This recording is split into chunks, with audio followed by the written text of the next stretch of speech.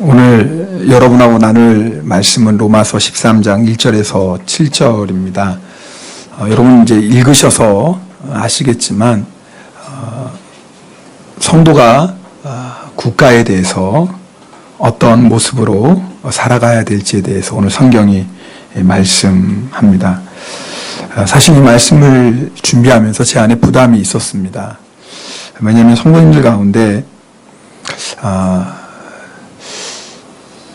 정치에 관심 없는 분, 또 나라가 하는 일이 정말 마음에 안 드는 분들, 아마 그런 분들 계실 텐데, 그런 분들이 오늘 말씀 들으면서 나하고 상관없는 말씀이네, 그렇게 생각할 수도 있을 것 같고요.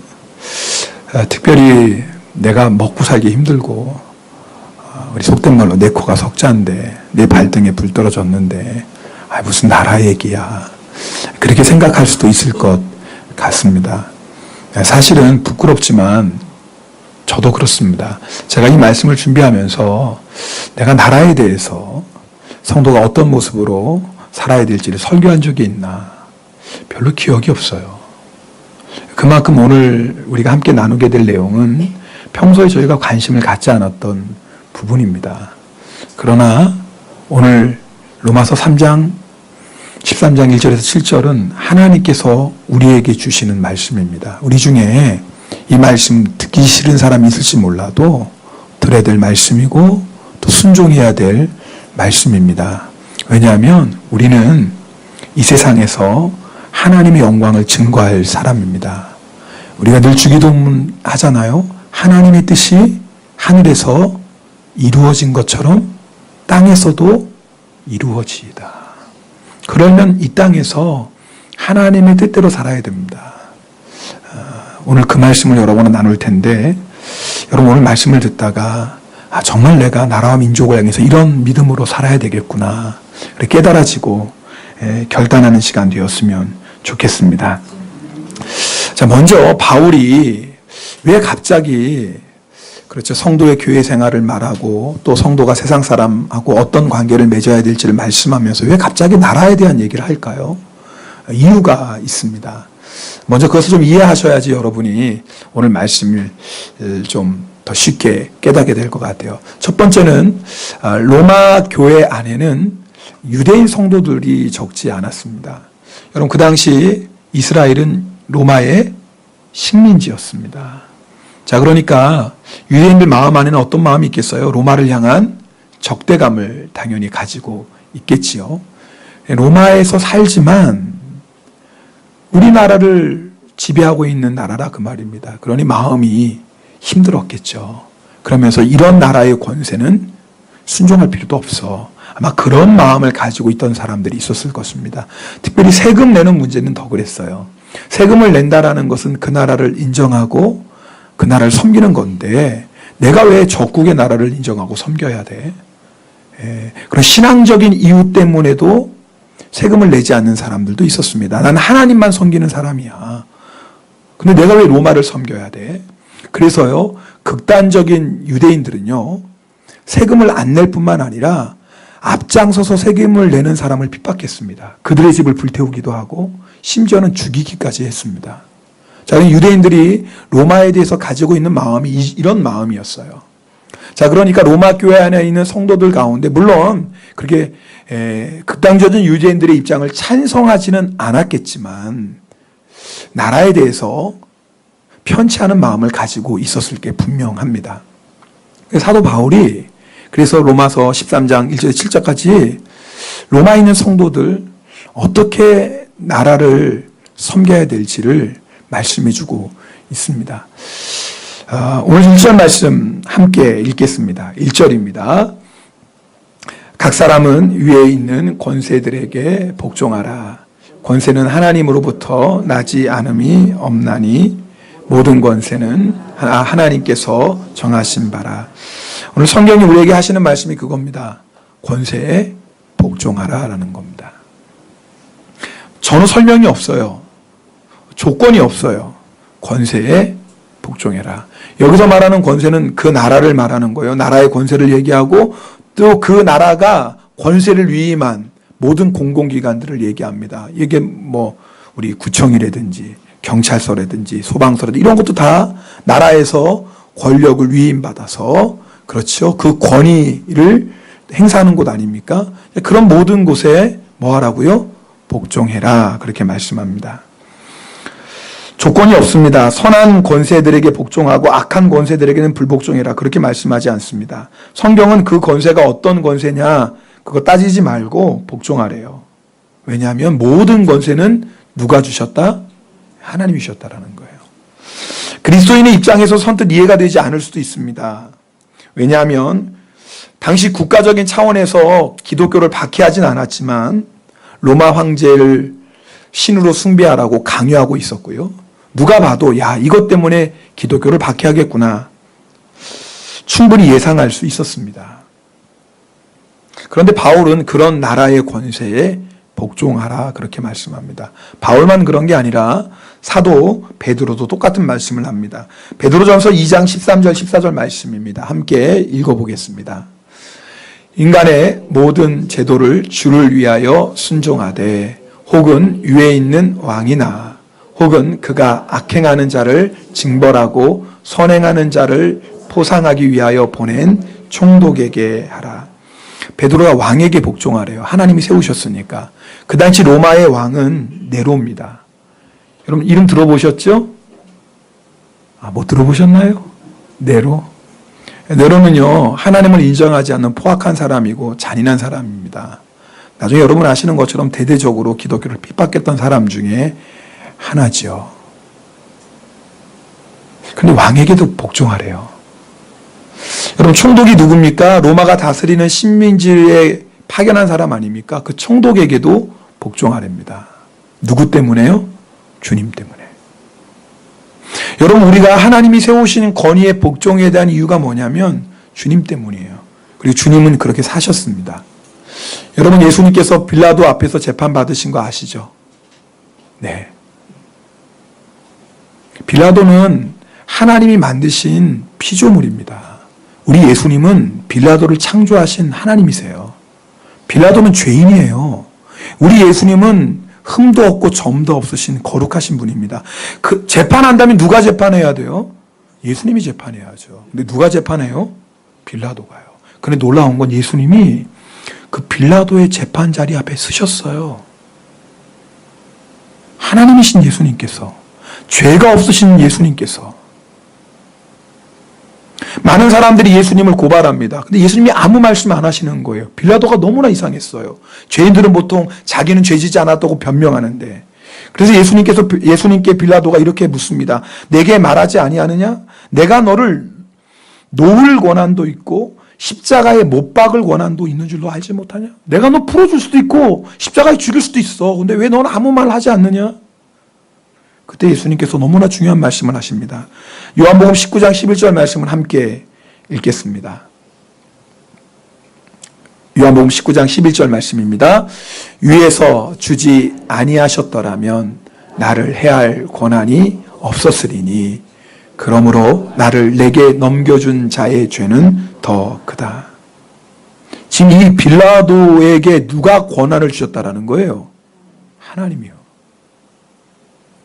빌라도는 악한 사람입니다.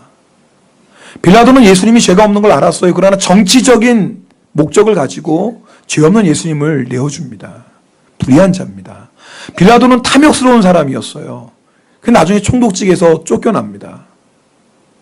그런데 예수님은 그 권위에 순종하세요. 왜요? 그 권위를 누가 주셨다라는 거예요?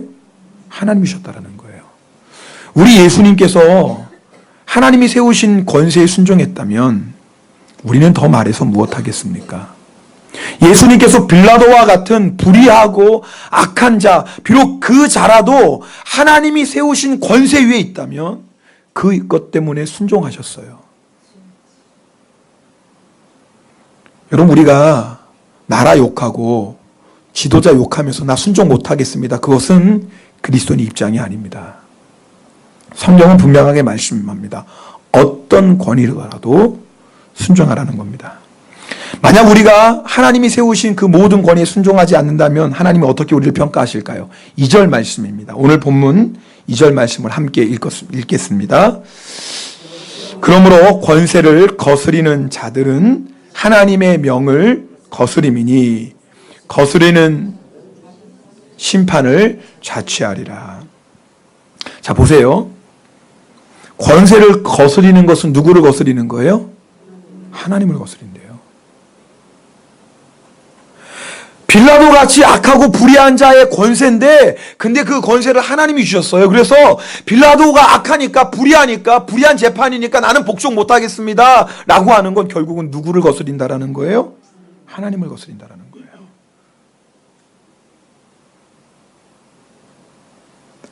우리가 그런 악한 자를 볼 때 우리 마음에 이런 생각이 들어요. 하나님 혹시 실수로 저 사람 세우신 거 아니야? 하나님이 저런 사람 세우실 리가 없어. 맞아. 저렇게 악한 사람은 마귀가 세웠을 거야. 천만에요. 우리 하나님은 믿는 자만의 하나님이 아니십니다. 우리 하나님은요, 온 우주 만물의 하나님이십니다. 우리 하나님은 온 인류 역사를 다스리십니다. 우리 하나님은 개인의 생사화복뿐만 아니라 한 나라의 흥망성쇠까지도 주관하시는 분입니다. 믿습니까? 그리고 우리 하나님은 실수하지 않으세요. 우리가 아무리 이해하지 못해도 하나님이 세우셨다면 반드시 거기에는 하나님의 목적이 있다라는 겁니다. 우리가 이해하지 못해도 하나님이 세우셨기 때문에 그 권위에 순종하라는 겁니다. 하나님께서 애굽 땅, 이집트 땅에 포로로 있던 이스라엘 백성을 구원하시기에 모세를 보내십니다. 근데 이 바로 왕이요, 얼마나 완악한 사람인지 몰라요. 얼마나 고집세고요, 강교한 사람인지 몰라요. 하나님의 재앙을 보고도 회개할 줄을 몰라요. 어느 때는 야, 내가 잘못됐다, 빨리 재앙을 걷어가 달라. 그리고 하나님이 재앙을 거두시면 뭐예요? 또 금방 마음이 바뀌어요. 끝까지 회개하지 않습니다. 이스라엘 백성을 괴롭히고 결국은 어떻게 돼요? 이집트 땅에 처음 난 장자는 다 죽임을 당합니다. 바로가 결국 이스라엘 백성을 보내줄 수밖에 없죠. 근데 보내준 다음에 또 마음이 변해요. 바로는 그런 사람이에요. 그래서 뭐예요? 군대를 이끌고 이스라엘 백성을 추격합니다. 결국은 홍해물이 다시 합쳐지는 바람에 다 죽고 말죠. 아니, 하나님이 이런 바로 같은 사람을 세우셨을까? 설마 이렇게 완악하고 고집세고 회개할 줄 모르는 사람을? 네, 하나님이 세우셨어요. 성경은 분명히 말씀합니다. 출애굽기 9장 16절 말씀 볼까요? 출애굽기 9장 16절 말씀 함께 읽겠습니다. 내가 너를 세웠음은 나의 능력을 내게 보이고 내 이름이 온 천하에 전파되게 하려 하였습니다. 내가, 하나님이 너를, 바로를 세웠다라는 거예요.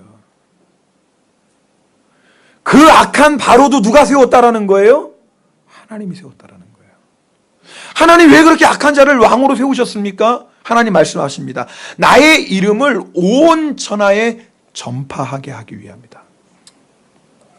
실제로 이스라엘 백성이 이 일이 있고 나서 40년 뒤에 여호수아가, 이제 모세는 하나님의 부름을 받고 여호수아가 이스라엘 백성을 이끌고 가나안 땅에 들어가기 전에 먼저 그 앞에 여리고성을, 정탐꾼을 보냅니다. 여리고성에. 자, 2명이 정탐꾼이 가서 정탐하는데 기생입니다. 라합이라는 여자가 2명의 정탐꾼을 숨겨줍니다. 왕이, 야, 네 집에 정탐꾼 들어왔다며 끌어내라. 아, 왕이요, 저는 그 사람들이 정탐꾼인지도 몰랐고 벌써 갔어요. 만약에 이렇게 거짓말하는 게 걸리면 어떻게 돼요? 죽지요? 제가 어려운 거 물어보는 게 아니라 아주 쉬운 거 물어봐. 쉬운 거 물어볼 땐 대답을 잘 하시면 좋은데. 죽어요. 그런데도 이 기생 라합이 생명을 걸고 정탐꾼을 숨겨줍니다. 이유가 있어요. 라합의 고백을 들어보세요. 여호와께서 이 땅을 너희에게 주신 줄을 내가 아노라. 우리가 너희를 심히 두려워하고 이 땅 주민들이 다 너희 앞에서 간담이 녹는다. 여리고 사람이 지금 이스라엘 백성 때문에 간담이 녹아요. 뭐라고 얘기해? 이는 왜 그러냐면 너희가 애굽에서 나올 때 여호와께서 너희 앞에서 행한 홍해물을 마르게 하신 일을 내가 들었다라는 거예요. 내가 그 강대한 이집트 나라가 하나님 앞에 심판받는 얘기를 들었다. 아니, 그렇게 강한 이집트도 하나님 앞에 다 죽고 말았는데 여리고성은 아무것도 아니지. 그 얘기를 뭐 했다고요? 들었다라는 거예요. 그러면서 기생 라합이 뭐라고 얘기하는 줄 아세요? 너희의 하나님 여호와는 위로는 하늘에서도 아래로는 땅에서도 하나님이시니라. 이스라엘 백성이 믿는 하나님이 진짜 하나님이라는 거예요. 아니 이건 지금 믿음의 사람이 고백이 아니라 누구의 고백이에요? 기생의 고백이에요. 여러분, 하나님께서 왜 바로같이 악한 자를 세우셨을까? 아무도 몰랐지요. 그런데 오늘 이 기생 라합의 고백을 통해서 우리가 알게 되는 겁니다. 아, 이 일을 통해서 하나님의 이름이 온 천하에 전파되었구나. 아무리 악한 왕도 하나님께서 세우셨어. 그렇다면 그 사람은 하나님의 권위 아래 있는 자이기 때문에 그를 해할 수 없다는 것을 잘 알고 있던 사람이 있었습니다. 다윗이었어요. 여러분, 하나님께서 사울을 왕으로 세우셨습니다. 네, 하나님이 세우셨어요. 그런데 사울 왕이 하나님께 불순종하고 다윗을 시기 질투하고 하나님이 부리시는 하나님의 영은 성령은 떠나가고 악신이 사울 왕에게 임합니다. 그 말이 뭐예요? 이제 마귀의 종노릇하는 자가 된 거예요. 사울 왕이 얼마나 악했냐면요, 다윗에게 먹을 것을 주고 그 다음에 다윗을 위해서 하나님께 물어봤다는 죄로 높당에 있는 제사장 85명을 죽입니다. 아니 무섭지도 않나 봐요. 제사장 85명을 죽여요. 그뿐인 줄 아세요? 노베에 있는 남녀, 어린아이, 젖먹는 아이까지 다 죽입니다. 누가요? 사울 왕이. 왕이 아니죠. 이게 뭐 왕입니까? 마귀의 자식이죠. 그런데 다윗이요, 사울에게 쫓기는 다윗이 사울 왕을 죽일 수 있는 결정적인 기회가 2번씩이나 있습니다. 그런데 다윗이 죽이질 않아요. 왜요? 이유는 딱 하나예요. 그는 하나님의 기름 부으신 자다라는 거예요. 그 권위를 누가 세웠다라는 거예요? 하나님이 그 권위를 주셨다라는 거예요. 다윗은 알았어요. 하나님이 세우신 권세를 대적하는 것은 하나님을 대적하는 것입니다. 하나님께서 세상을 다스리십니다. 그리고 하나님께서 당신의 뜻대로 사람을 세우십니다. 믿는 자든 믿지 않는 자든 모든 권세는 하나님이 세우셨어요. 그래서 종교개혁자 존 칼빈이 이렇게 말합니다. 들어보세요. 존경할 만한 일말의 가치도 없는 악랄한 사람이라도 공적인 권력을 장악하면 하나님이 주신 정의와 심판의 사자로서 갖는 그 찬란하고도 거룩한 권세가 그에게 들어간다. 그러므로 백성은 가장 훌륭한 왕에게 바치는 것과 똑같은 존경을 그에게도 바쳐야 된다. 존경할 만한 일말의 가치도 없는 악랄한 사람이 권세의 자리에 섰어요. 그럼 뭐예요? 누가 세우셨다? 하나님이 세우셨기 때문에 뭐 하라는 거예요? 존경하라는 거예요. 그에게 복종하라는 거예요. 그래서 오늘 말씀 보면 공적인 권력을 가진 자를 하나님의 사역자, 하나님의 일꾼이라고 말합니다. 저희 3절 말씀 오늘 함께 읽겠습니다. 오늘 본문 3절 말씀입니다. 다스리는 자들은 선한 일에 대하여 두려움이 되지 않고 악한 일에 대하여 되나니 내가 권세를 두려워하지 아니하려느냐. 선을 행하라. 그리하면 그에게 칭찬을 받으리라. 자, 여러분, 물론 여기서 선을 행하라는 건 우리가 착한 일 하는 거지만 오늘 하나님께 세우신 권세에 복종하라는 그 말씀의 맥락에서 보면 여기서 선을 행하라는 건 간단하게 말하면 법 잘 지키라는 거예요. 옆에 분하고 인사해 볼까요? 법 잘 지키십니까?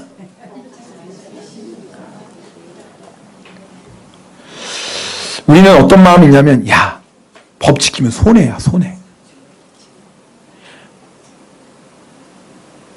어떤 사람은 할 수만 있으면 걸리지만 않으면 법을 지키지 않아도 된다고 생각해요. 혹시 여러분 중에 그런 생각 갖고 계신 분 계십니까?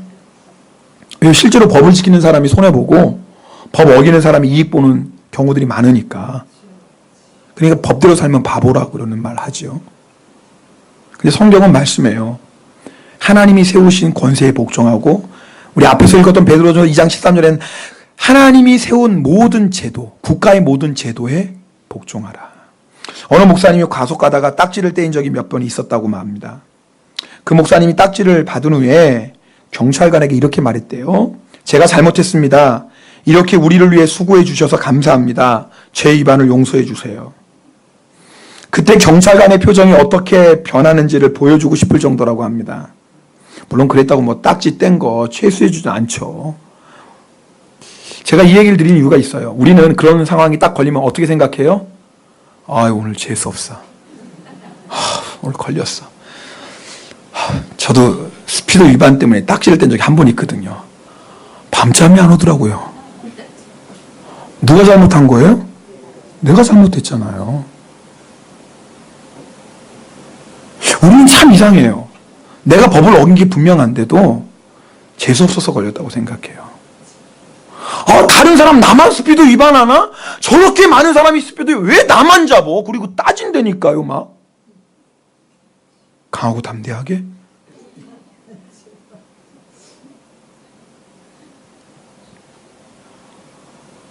우리는 상황에 따라 법을 어기는 것을 아무렇지 않게 생각할 때가 있습니다. 이런 말해서 죄송합니다. 우리 한국 사람은 더 그런 것 같아요. 일본 분들은 별로 안 그런 것 같을지도 몰라요. 제가 일본 사람이 아니니까 뭐 그건 모르지만, 그러나 대체로 뭐 일본 분들은 그래도 한국 분들은 좀 나은 것 같아요. 제가 한국 사람이니까 이런 얘기 해도 괜찮다고 생각을 해요. 근데 사실 저는 이런 얘기할 자격도 없는 사람이에요. 저도. 지난주 목요일 날 점심에 아내와 함께 치바공원에 갔습니다. 어느 분이 치바공원 연꽃이 너무 이쁘다고, 이번 주 지나면 다 시드니까 치바공원 꼭 가서 보라고 저한테 몇 번이나 얘기를 하는 거예요. 또 마침 아내도 연꽃 보고 싶다고 그래서 갔는데, 근데 또 그 사람이 저한테, 목사님 연꽃 한번 보러 가세요. 치바이 너무 이뻐. 그러면서 끝말에 저한테 뭐라고 해요? 근데 목사님은 연꽃 보러 갈 마음의 여유도 없겠네요. 또 이러네. 아니 그냥 연꽃 보러 가라고 하면 되지. 왜 또 또 시간적인 여유가 없겠네요. 그러면 또 이해를 해. 아니 왜 마음의 여유가 없겠냐. 그러니까 내가 그렇게 마음의 여유도 없는 사람인가? 내가 꽃 한 송이를 보고 아름답다. 뭐 이 정도의 무드도 없는 사람처럼 보이나? 제가 그렇게 보이세요? 참 그래가지고 연꽃 보러 갔죠. 나도 마음의 여유 있다. 나도 꽃 한 송이 보면서 감상하고 뷰티풀 뭐 이럴 수 있다. 근데 이제 햇볕이 너무 뜨거워가지고 사실 걸어가려고 그랬는데 햇볕이 너무 뜨겁더라고요. 그래서 또 마침 또 점심시간에 갔기 때문에 가까운 데서 간단하게 점심도 먹고 뭐 돌아오고 이런 마음으로 차를 가지고 왔어요. 치바공원 도는데 여기 코인 주차장이 있더라고요. 이제 주차하려고 그랬어요. 근데 1시간에 300엔이에요. 아니 저는 1시간 볼 게 아니에요. 연꽃 봤다? 이러면 되는데,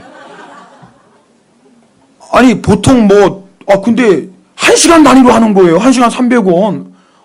아깝잖아요. 연꽃 봤다 그리고 올 텐데.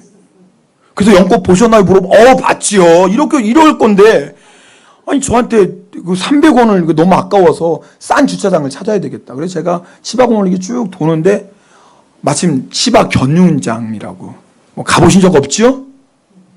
이럴 때 아멘 하시는 분이 있으면 절 찾아와야 돼요. 그분은. 치바 경륜장 주차장이 보이더라고요. 근데 제가 이제 쌀 것 같아서 주차요금이 얼마인가 봤더니 주차요금이 안 적혀 있어요. 요심히 보니까 그냥 들어가네, 차들이. 경비원이 있긴 있는데 사람들 들어갈 때 격리하고 돈을 안 받아요. 무료구나. 마침 차도 많이 비어 있었고 공원도 가깝고, 그래가지고 저기에 주차해야겠다. 그랬더니 아내가 반대하는 거예요. 저기는 경륜장 오는 사람 주차하는 건데 주차하면 안 된다고. 내가 아니야, 뭐 잠깐 주차할 건데 괜찮아. 물어보면 솔직히 얘기하지. 내가 거짓말하는 것도 아니고 말이야. 그래서 주차를 하고 이제 연꽃 보고 왔어요. 그날 저녁에 제가 매일 이제 하나님 앞에 감사 제목을 쓰는데, 감사 제목을 쓰다가 이런 감사 제목을 썼어요. 치바공원에 갔는데 무료로 주차해서 감사합니다. 그런데 그 순간에 하나님이 저에게 말씀하시는 거예요. 너무나 분명하게 제 마음에. 너 그게 감사할 제목이라고 생각하니? 너 지금 그게 감사 제목이니? 제가 마음이 철렁했어요. 하나님 잘못했습니다. 이게 감사 제목이 아니라 회개 제목인데, 주님 제가 주변에 주차장 없는 것도 아니고 300원 아낀다고 하나님의 음성에 귀 기울이지 않고 양심을 외면했습니다. 제가 회개했습니다. 우리 안에 이런 마음이 있어요. 이 정도면 괜찮지. 사실 설교를 준비하면서 주님께서 이 이야기를 나누라는 감동을 주셨을 때 처음에는 망설였어요. 왜냐하면 이런 이야기를 들으려면 죄송합니다. 우리 한국의 성도님들은 목사님 맞아요. 거기 주차하면 안 되죠. 그러나 그 정도 갖고 뭘 그러세요 목사님. 그 정도는 할 수도 있는 거 아니에요? 한국인 성도는 이렇게 반응하는 분들이 많습니다. 근데 일본인 성도들은 그러지 않을 것 같아요. 저 얘기를 듣고 아니 일반 사람도 그런데 주차하는데 목사님이 그런데 주차해? 목사님 그렇게 안 봤는데 다시 봐야 되겠네. 혹시 일본 성도들한테 찍힐까봐 이 얘기 나누면 사실은 제가 안 나누려고 진짜요. 일본 성도님 이걸 들으면 날 어떻게 볼까. 근데 하나님께서 오늘 말씀을 나누면서 이렇게 목사인 제 안에도 이런 모습이 있다는 걸 성도들에게 보이면서 우리의 연약함을 하나님께서 나누길 원하셨습니다. 이게 우리 모습 아닌가요? 그 정도는 어겨도 돼. 그 정도는 괜찮아. 그런 건 어기는 건 바보지. 사람이 융통성도 없어 그렇게 하게. 아니요. 성경은 분명히 말씀합니다. 하나님이 세우신 권세에 순종하고 그 권세를 위임받은 기관에서 정한 법에 순종하라는 겁니다. 여러분 생각해 보세요. 우리가 세상 사람들에게 하나님의 말씀을 전합니다. 하나님의 말씀입니다. 하나님의 법입니다. 잘 지키셔야 됩니다. 그래야 구원받습니다. 그럼 세상 사람들이 이렇게 말하지 않을까요? 당신 하나님의 법 얘기하기 전에 세상 법부터 지켜. 아니 세상 법도 안 지키는 사람이 무슨 하나님 법이야? 성경에 있는 하나님이 그렇게 말씀했습니까? 세상 법은 어기고 그래도 된다고? 저는 그런 하나님이라면 못 믿겠습니다. 이러지 않을까요? 우리는 세상에서도 하나님의 영광을 나타내야 됩니다. 세상 사람들이 우리를 보고 존경해야 되고 우리를 보고 저렇게 살아야 되는구나라고 인정해야 됩니다. 그래서 하나님은 너희가 세상의 법 잘 지켜야 된다라는 거예요. 하나님이 세우신 국가의 권위를 인정하는 첫 번째 모습은 법 잘 지키는 겁니다. 그런데 더 부담스러운 얘기가 또 나와요. 그게 뭐냐면 6절, 7절 말씀입니다. 우리 6절, 7절 말씀 함께 읽겠습니다. 너희가 조세를 바치는 것도 이로 말미암음이라. 그들이 하나님의 일꾼이 되어 바로 이 일에 항상 힘쓰느니라. 모든 자에게 줄 것을 주되 조세를 받을 자에게는 조세를 바치고 관세를 받을 자에게 관세를 바치고 두려워할 자를 두려워하며 존경할 자를 존경하라. 세금 잘 내래요. 제가요 오늘 설교하면서 부끄러웠던 게 있어요. 제가 많은 설교를 그래서 적지 않은 설교겠죠. 15년 넘게 설교했으니까. 근데 한 번도 세금 잘 내라는 설교를 했던 기억이 없어요.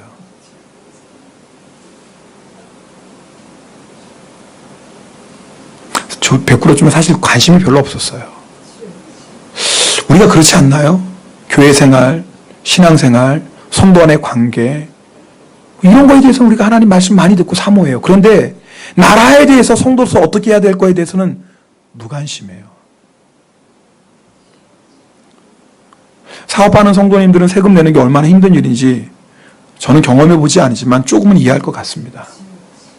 저도 세금 용지 받으면 이렇게 많이 나왔어. 제 마음이 이런 생각이 들어요. 성경은 말씀합니다. 세금 정직하게 내라고. 그것이 하나님이 세운 권위에 순종하는 거예요. 세금 안 내시는 분은 오늘 말씀 드리면서 마음에 부담도 없죠. 아멘, 그래야지. 근데 세금 내시는 분들은 마음이 무거울 수도 있습니다. 그러나 이건 하나님의 말씀이에요. 지난번에 임시열 목사님 오셔서 그런 얘기 하셨잖아요. 하나님이 응답받고 옷 가게 시작했는데 왜 하나님 복을 안 주세요? 하나님 옷 가게 하라고 했잖아요. 하나님 뭘 지적하십니까? 너 이중장부 쓰잖아. 그러면 안 돼. 정직하게 해야지. 이중장부 왜 써요? 세금 적게 내려고 그러는 거 아니에요.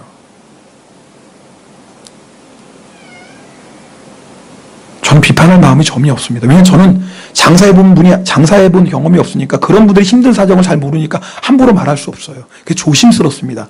그러나 성경은 분명히 말씀합니다. 세금 정직하게 내라는 거예요. 존 비비어 목사님이 순종이라는 책에서 이렇게 말씀합니다. 들어보십시오. 세금 납부에 대해 불평하는 신자들을 많이 보았다. 세금을 안 내는 방법을 알아냈다는 교인들도 있었다. 그것을 자신들의 법적인 권리라고 주장하며 말이라. 나는 그런 이들에게 여러분에게 주신 하나님의 명령이 그 알량한 법적인 권리보다 위에 있습니까? 아닙니다. 하나님의 법이 위에 있습니다. 하나님은 세금을 바치라고 말씀하십니다. 이어 나는 묻는다. 여러분이 운전하고 다니는 길은 누구 돈으로 유지됩니까?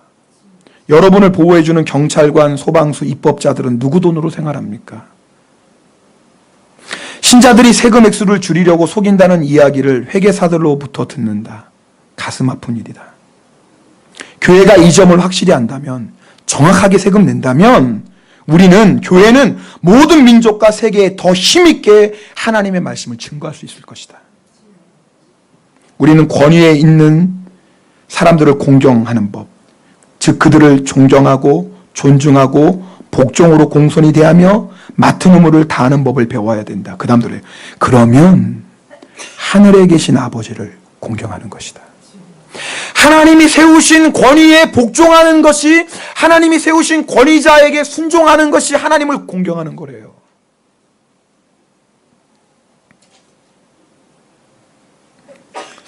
그럼 오늘 말씀 마무리하기 전에 한 가지 확인할 게 있습니다. 이런 거예요.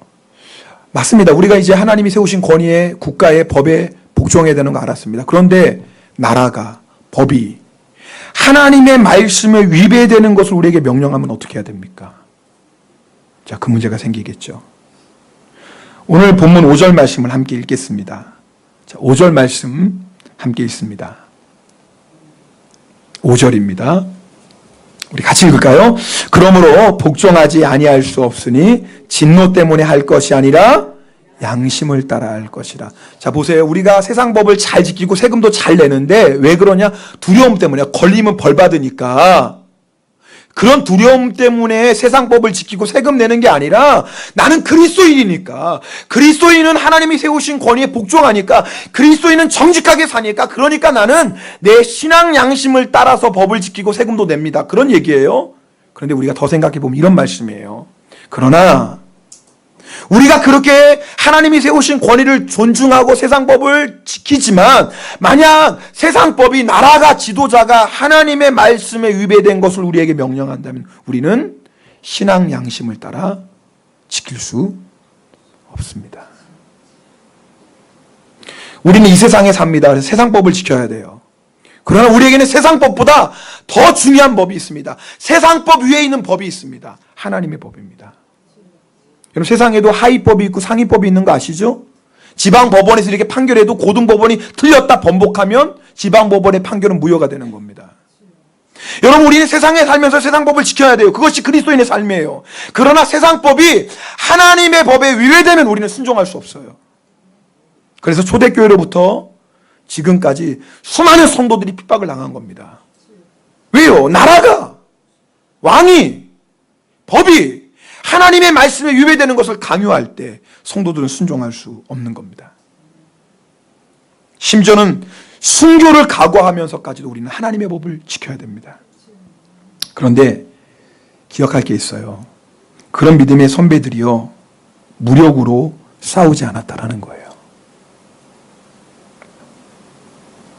성경은 하나님을 대적하고 우상을 숭배하도록 강요하는 국가나 지도자를 향해 무력으로 싸우라고 말씀하지 않습니다.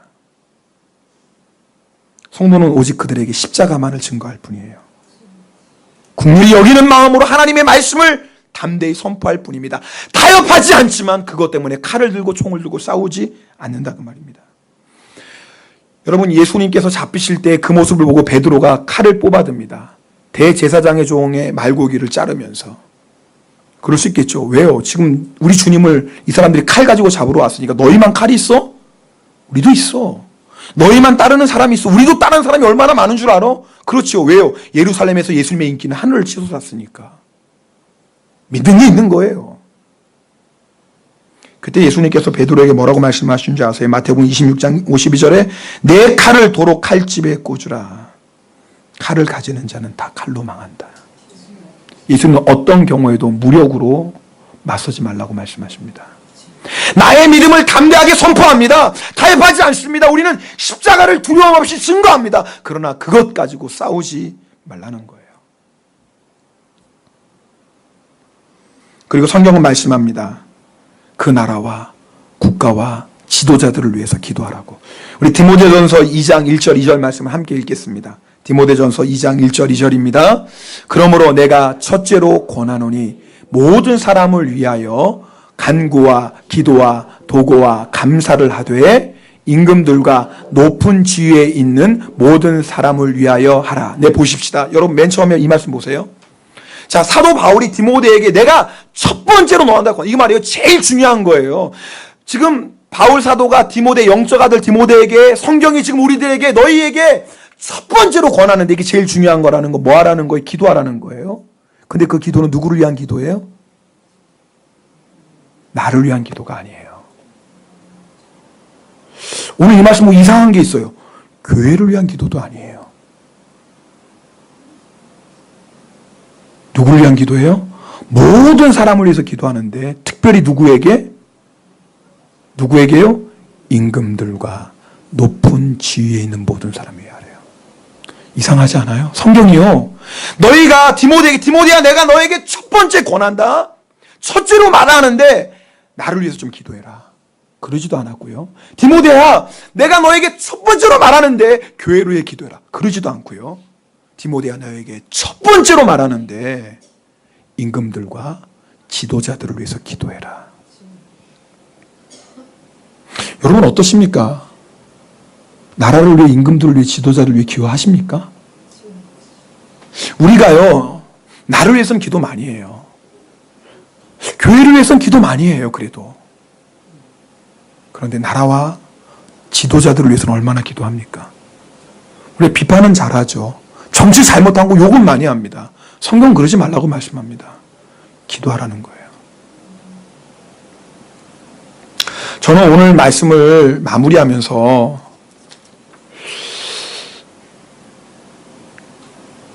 성경 한 구절 말씀이 생각났어요. 오늘 말씀을 마무리하는데 어떤 말씀이었냐면 하나님께서 우상 숭배가 관영하고 죄가 가득한 이스라엘 백성을 이제 심판하실 수밖에 없었어요. 마지막 바벨론을 통해서 이스라엘 백성을 완전히 심판하시려고 하시는데 근데 하나님의 마음 안에 내가 이들을 좀 심판하지 않았으면 좋겠는데 이런 마음이 있었어요.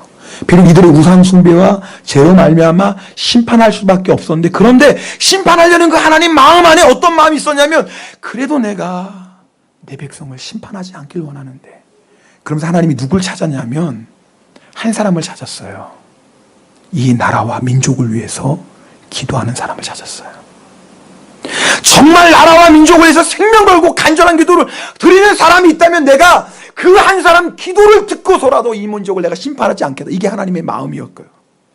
그래서 그 한 사람을 찾았어요. 여러분 기억하세요? 이스라엘 백성이 출애굽한 이스라엘 백성이 금송아지 만들어서 거기서 춤을 추고 난리가 났습니다. 하나님이 너무나 분노하셔서 아니 출애굽해 간 지가 언제라고요? 홍해 건넌 지가 언제라고요? 하나님이 이스라엘 백성을 한꺼번에 다 멸하려고 하셨어요. 그때 누가 기도해요? 모세가 기도해요. 하나님 이 민족 살려주세요. 하나님 내 이름을 생명책에서 지우셔도 괜찮아요. 이 말이 뭐예요? 나 구원 안 받아도 괜찮아요. 그런데 하나님 이 백성을 살려주세요. 근데 하나님이 이스라엘 백성을 심판하려고 하는데 그 모세 한 사람의 기도 때문에 하나님이 심판하시지 않습니다. 똑같았어요. 하나님이 우상 숭배하고 죄로 간영한 그 이스라엘을 다 심판하려고 예루살렘을 심판하려고 하는데 그 손을 들었는데 한 사람을 찾는 거예요. 혹시 모세같이 나라와 민족을 위해서 기도하는 사람 없나? 그 한 사람 없을까? 그런 사람이 한 사람만 있어도 내가 모세의 기도를 듣고 이스라엘을 심판하지 않은 것처럼 내가 그 한 사람의 기도 듣고 내가 예루살렘을 심판하지 않을 건데 그 한 사람이 없나? 근데 없는 거예요. 에스겔 22장 29절부터 32절까지 말씀은 다 함께 읽겠습니다. 에스겔 22장 29절에서 31절입니다. 있습니다. 이 땅 백성은 포악하고 강탈을 일삼고 가난하고 궁핍한 자를 압제하고 나그네를 부당하게 학대하였으므로 이 땅을 위하여 성을 쌓으며 성 무너진 데를 막아서서 죄로 다 성이 무너진 거예요. 망하게 되었어요. 그런데 그 다음에 뭐예요? 나로 하여금 멸하지 못하게 할 사람을 내가 그 가운데서 찾다가 찾지 못하여. 이제 이 땅이, 예루살렘이 죄악으로 다 무너졌어요. 그런데 그 죄악으로 무너진 예루살렘을 위해서 한 사람, 하나님이 이 땅을 멸하시지 못하도록 이 민족을 위해 기도하는 그 한 사람을 하나님이 찾는 거예요. 그런데 없어요, 그 한 사람이. 그래서 하나님이 어떻게 하십니까? 읽겠습니다. 내가 내 분노를 그들 위에 쏘으며 내 진노의 불로 멸하여 그들 행위대로 그들 머리에 보응하였느니라. 주 여호와의 말씀. 예루살렘은 죄로 망했어요. 근데 사실은요, 죄 때문에 망한 게 아니에요. 한 사람, 모세처럼 기도하는 한 사람이 없었어요. 여러분, 저는 오늘 말씀 준비하면서 우리가 하나님 세우신 권에 순종해야죠. 법도 잘 지키고 세금도 잘 내야죠. 그런데 결국 하나님이 이 말씀을 통해서 우리에게 주신 권리는 뭘까? 하나님은 거기서 멈추는 것이 아니라 오늘 말씀처럼 하나님이 이 나라를 멸하지 못하게 하시도록 이 나라를 위해서 기도하는 사람들로 우리를 세우길 원하십니다. 기도의 두 손을 높이 들고 이 나라와 민족을 위해 기도하는 그 한 사람. 저는 하나님께서 우리 교회 안에 이런 믿음의 인물을 세워주시길 간절히 기도합니다. 세상이 악하죠. 세상이 타락했죠. 그것 때문에 망하는 게 아니라요, 모세처럼 기도하는 사람 한 사람 없어서 망합니다. 우리의 가정도 그런 거예요. 우리의 가정도요, 정말 남편을 위해, 자녀를 위해, 아내를 위해 기도하는 그 한 사람 없어서 무너지는 거고요. 교회도요, 그 한 사람 없어서 무너지는 거고요. 나라도요, 그 민족도요, 이 한 사람 없어서 무너지는 거예요. 여러분, 오늘은 우리 내 기도, 내 가정을 위한 기도 좀 잠시 내려놓읍시다. 그리고 오늘은 우리 나라 민족을 위해 기도합시다. 여러분, 하나님께서 우리를 보내신 일본, 이 나라의 민족 긍휼히 여겨주시고 죄악에 관영한 이 땅 하나님 멸하시지 않도록 기도합시다. 또 우리 대한민국을 위해서 기도합시다. 하나님, 죄악에 관영한 대한민국 불쌍히 여겨주시고 긍휼히 여겨주세요. 오늘 한번 우리 두 손을 한번 하나 높이 들어봅시다. 하나님, 나라와 민족을 위해 기도하길 원합니다. 성경은 너희가 첫 번째로 임금들과 지도자들과 나라와 민족을 위해 기도하라고 하셨는데, 내 기도는 많이 하면서 내 자녀, 내 남편, 내 아내, 내 가정, 우리 교회를 위해서는 그렇게 기도하면서도 나라와 민족을 위해서, 하나님이 세우신 지도자들을 위해서 기도하지 못했던 것 회개합니다. 주님, 이 시간 주님 앞에 두 손을 높이 들고 기도하오니 이 나라의 민족을 불쌍히 여겨주시고 회개의 역사가 일어나게 하여 주시고 예수 그리스도를 주님으로 고백하며 주님만을 예배하는 그 부흥의 날이 이 민족 가운데 속히 오게 하소서. 우리 한번 주여 한번 부르짖고 통성으로 기도합니다. 주여! 오 할렐루야. 사랑의 하나님 아버지 감사합니다.